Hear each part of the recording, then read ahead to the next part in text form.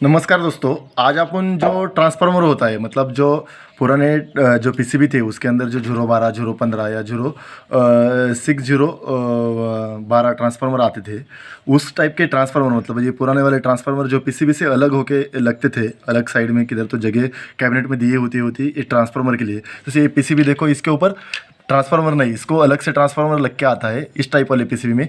और अभी के जो पीसीबी देखोगे तो इसके ऊपर ऐसा एक एसएम ट्रांसफार्मर लगा हुआ होता है, इसको एसएमपीएस बोलते हैं पूरे सर्किट को। और ये लगा हुआ होता है, इसको बोलते हैं एसएम ट्रांसफार्मर। अभी जो इन्वर्टर भी पीसीबी देखोगे, अभी नॉन इन्वर्टर भी पीसीबी देखोगे तो उसमें इस टाइप के एसएम ट्रांसफार्मर आते हैं। तो ये पुराना टाइप का ट्रांसफार्मर और ये जो एसएम ट्रांसफार्मर है, इन दोनों के बीच में क्या डिफरेंस है, इसके क्या एडवांटेजेस है, इसके क्या डिसएडवांटेजेस है, और कंपनियों ने अभी ये चेंज क्यों किया, इसको एसएम ट्रांसफार्मर क्यों बिठा दिया, पीसीबी के ऊपर इसको क्यों हटा दिया, इसके बारे में पूरी डिटेल जानकारी मैं इस वीडियो में देने वाला हूँ। आप इस वीडियो को एंड तक देखो, आपको पूरा समझ में आएगा।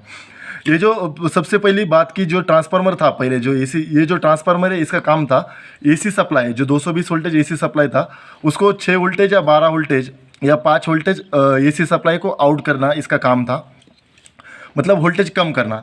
लेकिन इसका डिसएडवांटेजेस क्या था, अगर इसको 220 वोल्टेज सप्लाई दिया इनपुट तो आउटपुट 12 वोल्टेज करता था अगर झुरावरा का ट्रांसफार्मर है। लेकिन अगर सप्लाई इनकेस बढ़ गया 230 हो गया तो ये 13 वोल्टेज आउटपुट करता था। अगर इनके सप्लाई कम हो गया 200 वोल्टेज हो गया तो ये 10 वोल्टेज 11 वोल्टेज आउट करता था। तो इनपुट सप्लाई के ऊपर डिपेंड करता था इसका आउटपुट सप्लाई कितना देना चाहिए, और ये एसी वोल्टेज में काम करता था। ये हो गया इसका सबसे पहला ड्रॉबैक कि इसका साइज़ बड़ा था और इसका आउटपुट डिपेंड करता था इसकी इनपुट के ऊपर। और जो एसएम ट्रांसफार्मर जो अभी आते हैं इसमें एडवांटेज क्या है, एसएम ट्रांसफार्मर आप देखोगे तो साइज में बहुत छोटा है कंपेरेटिवली इसके, इसका वजन भी कम है। दूसरी चीज़ है ये डीसी वोल्टेज पे काम करता है, मतलब अगर इसको 310 वोल्टेज अगर डीसी सप्लाई इनपुट दे दिया या 300 वोल्टेज भी डीसी सप्लाई इनपुट दे दिया तो ये आउटपुट वोल्टेज अपने को जो रिक्वायर्ड वोल्टेज है, जैसे इधर 12 वोल्टेज रिक्वायर्ड आउटपुट वोल्टेज है तो 12 वोल्टेज ये कांस्टेंट आउटपुट देगा, क्योंकि इसको ये स्विचिंग करने के लिए इधर एक आईसी लगा हुआ होता है। इसका जो आउटपुट डिपेंड करता है इसके स्विचिंग के लिए, और इसको फीडबैक के लिए इधर एक ऑप्टोकपलर लगा हुआ है। इसका जो 12 वोल्टेज आउटपुट है कांस्टेंट मिलेगा अपने को, ये कम ज़्यादा नहीं होगा।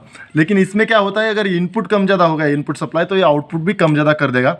तो इसके वजह से अपने अप्लायंस के बाकी जो इक्विपमेंट लगे हुए थे उसके ऊपर इम्पैक्ट होता था। लेकिन इसके वजह से ये नहीं होता है, इसका जो आउटपुट होता है ये कांस्टेंट होता है।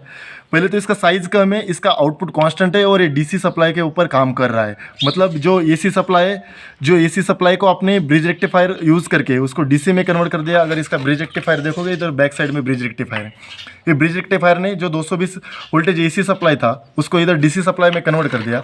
ये कैपेसिटर में आ गया, इधर 310 वोल्टेज बन गया। ये आपने आईसी से होकर इधर एसएम ट्रांसफार्मर में गया। एसएम ट्रांसफार्मर ने ये जो 300 वोल्टेज डीसी सप्लाई था उससे 12 वोल्टेज अपने को आउटपुट सप्लाई दे दिया। जो 12 वोल्टेज आउटपुट सप्लाई है उसको दोबारा अपन 7805 आईसी यूज़ करके उसको 5 वोल्टेज बना के अपने बाकी अप्लायंस के लिए यूज़ कर रहे हैं।